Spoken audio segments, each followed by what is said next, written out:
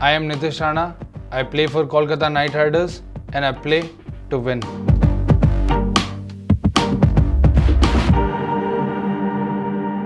मेरे पापा क्रिकेट के बहुत बड़े दीवाने हैं। मतलब मैंने जब भी उनके मुंह से सुना है, वो कोई क्रिकेट का गेम नहीं छोड़ते। जिम्बाब्वे भी खेलेगी, बांग्लादेश भी, कोई भी खेलेगी, अगर वो बैठे हैं तो वो टीवी पे मैच देखेंगे ही देखेंगे। वो इतने बड़े दीवाने, क्योंकि मेरा फैमिली बैकग्राउंड भी थोड़ा क्रिकेट से रहा है, क्योंकि चाचा वगैरह खेले हैं, मेरे फादर भी थोड़े बहुत खेले हैं चाचा के साथ ही। कहीं ना कहीं ये था कि उनको था कि नहीं यार, एक बच्चे को तो क्रिकेटर बनाना है, उन्होंने सोचा था। बट लेकिन ऐसा, जब मैंने फर्स्ट टाइम जब मैं ग्राउंड गया था, मैंने ऐसा नहीं सोचा था कि मेरी यही फील्ड है, मेरे को इसमें ही कुछ करना है। बट फिर धीरे धीरे 2-3 साल बाद, जैसे मैंने आपको बताया कि मैं अंडर 16 खेला दिल्ली से, तो तब मुझे लगा कि यार बहुत सही है, मतलब पढ़ाई नहीं करनी पड़ रही है तो बहुत सही है, खेल सकता हूँ मैं। तो फिर ऐसे धीरे धीरे करके खेला, तो फिर सब कुछ ही खेल गया। हुआ क्या था, ये स्टोरी शायद मैंने पहले भी बताई है कि मैं बहुत मोटा था बचपन में। तो 2 समर वेकेशंस आती हैं स्कूल में, तो वो 2 महीने की छुट्टियां थी। तो उसमें मेरे चाचा ने और पापा ने डिसाइड किया कि ये बहुत मोटा होता जा रहा है, तो इसको एक काम करते हैं, ग्राउंड भेजते हैं 2 महीने के लिए और कोच को बोलते हैं कि सिर्फ इसे भगाए। तो 2 महीने मेरे को खूब भगाया, मेरा वेट नहीं कम हुआ। बट उसके बाद फिर जैसे ही स्कूल स्टार्ट हुए तो मेरा इंटरेस्ट बढ़ने लगा क्रिकेट में। फिर सेकंड सीज़न ही मैं स्कूल नेशनल खेला दिल्ली के लिए। फिर उसके बाद मुझे पता लगा कि स्टेट क्रिकेट भी कुछ होती है। फिर नेक्स्ट सीज़न में 13 साल का था, 14 साल में मैं अंडर 15 खेला दिल्ली के लिए। तब से लेके अभी तक दिल्ली को रिप्रेजेंट करता आ रहा हूँ। मुझे याद है कि जब मैं फर्स्ट टाइम ग्राउंड पे गया था, तो गौतम भैया मेरे सामने बैठे हुए थे संजय सर के पास। मुझे याद है कि मैं उनको शायद उस टाइम नहीं जानता था, क्योंकि मैं बहुत छोटा था, 11-12 साल का था, मेरे को इतना ज़्यादा नॉलेज नहीं था। लेकिन पापा और चाचा को बहुत नॉलेज थी। जैसे ही मैं गया उधर, तो मैंने सर के पैरों को हाथ लगाया और उसके बाद क्या कहते हैं, बात हुई कि सर ने बोला इसको, पापा को बोला कि कभी भी भेज दो इसको प्रैक्टिस के लिए, ये वो। तो जैसे ही हम वहाँ से जाने लगे ना, तो पापा मुझे डांटने लगे। तो मुझे नहीं समझ आया क्यों डांट रहे थे, क्योंकि मैं तो एक वर्ड भी नहीं बोला सर के सामने। मैं गया सीधा, मैंने उनके पैर छुए और मैं चुपचाप खड़ा हुआ था। तो मैंने उनसे पूछा कि आप डांट क्यों रहे हो। फिर उन्होंने मुझे बोला कि जो संजय सर के साथ खड़ा हुआ था, पता तुझे कौन था। तो मैंने कहा नहीं, मैंने नहीं देखा, क्योंकि मैं बच्चा था, मैं घबराया हुआ था कि इतने लोगों में एकदम से आ गया मैं ग्राउंड पे, कल मुझे यहाँ के प्रैक्टिस करनी है। तो उन्होंने बोला वो गौतम गंभीर थे। उनको इस बात पे गुस्सा आया कि मैंने गौतम भैया के पैर क्यों नहीं छुए। तो ये सब चीज़ें मेरे दिमाग में आज तक हैं। और ऐसे मेरा फर्स्ट डे क्रिकेट ग्राउंड पे ऐसे गया था। मैं लकी था कि हमारे यहाँ पे प्रैक्टिस होती थी, 7 दिन में से 6 दिन प्रैक्टिस होती थी।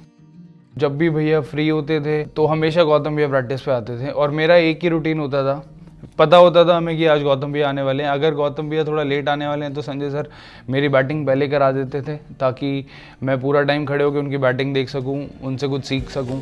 बट हाँ, मेरा ये रूटीन था कि जब गौतम भैया बैटिंग करेंगे तो मैं नेट के पीछे मैं खड़ा होता था, और उनसे मैंने बहुत कुछ सीखा। अगर आज मैं बोलूँ कि अगर लोग बोलते हैं कि स्पिन अच्छे ही खेलता हूँ मैं, तो मैं सारा क्रेडिट गौतम भैया को देता हूँ, क्योंकि मैंने उनको देखा हुआ है स्पिन खेलते हुए, जैसे वो खेलते थे। और उन्होंने इंटरनेशनल सर्किट में पूरा डोमिनेट किया है स्पिनर्स को। तो मैं बहुत कुछ सीखा हूँ उनसे।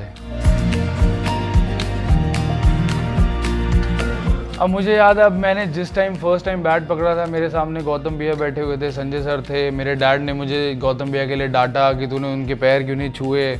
वहाँ से लेके, और जब मेरा Ranji trophy first debut, Gautam भैया कैप्टन, मुझे याद है कि मेरे कंधे पे हाथ रख के भैया ने बोला था कि नॉर्मल क्रिकेट है, अंडर 19, 16, 23 सब तू खेला हुआ है, सेम वही क्रिकेट है यहाँ पर, बस जो तेरे को खेलना आता है, जैसा तू खेलता है अपने आप को बैक करियो।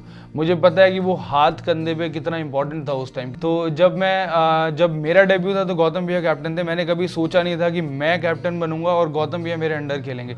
वो शायद मेरी लाइफ का सबसे बड़ी अचीवमेंट थी, क्योंकि मैं जैसे जैसे गौतम भैया को देखता आ रहा हूँ, जैसे मैं उनको मतलब एक तरह से पूछता हूँ मैं उनको उनकी गेम को, तो अब वो जाते जाते मेरे अंडर खेल के गए। और उन्होंने मुझे बोला था कि अगर मैं किसी के हाथ में दिल्ली दे सकता हूँ तो वो इस टाइम करंटली तू है। तो मतलब वो सारे वर्ड्स मेरे को आज भी टू द पॉइंट याद है। बस मेरे को एक रिग्रेट है कि लास्ट गौतम भैया का जो फाइनल रणजी ट्रॉफी गेम था उसमें मैं अवेलेबल नहीं था क्योंकि मैं श्रीलंका गया हुआ था इंडिया 23 खेलने।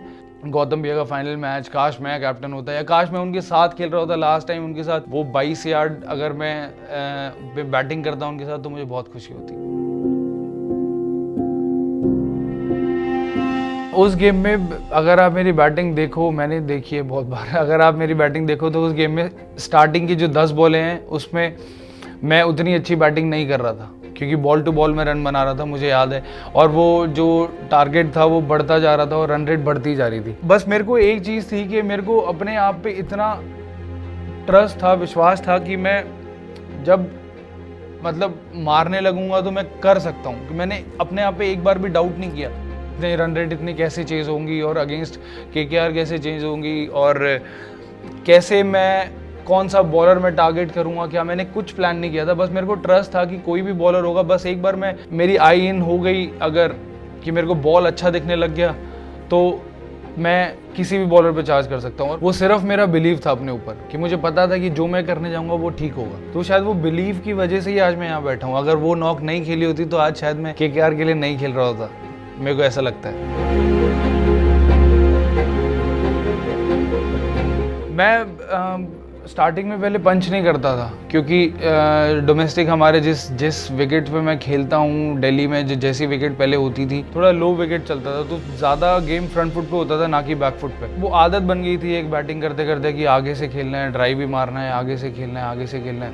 तो फिर जब जैसे ही मैं यहाँ पर क्या कहते हैं IPL खेला, यहाँ पर मैंने पेस देखी बॉलर्स की, बाउंस देखा विकेट पे, तो वहाँ से मैंने थोड़ा गेम चेंज करने की कोशिश की क्योंकि बैकफुट आपका बेटर होना बहुत ज़रूरी है। बैकफुट अगर अच्छा नहीं है तो आप अगेंस्ट फास्ट बॉलर फंसोगे। तो ये चीज़ मैंने जब मैं केकेआर में आया तो ये चीज़ मैंने अभिषेक भैया से शेयर की केकेआर अकेडमी में। तो मैंने उनको डायरेक्टली बोला कि भैया मुझे ऐसा लगता है कि अगर मेरे पास पंच नहीं है, नो डाउट मेरे पास कट है, फ्लिक है, ड्राइव है, सब कुछ है, बट अगर मेरे पास पंच नहीं है तो मैं फंसूंगा इस गेम में क्योंकि मुझे पता है यहाँ पर बाउंस है और फास्ट बॉलर्स हैं।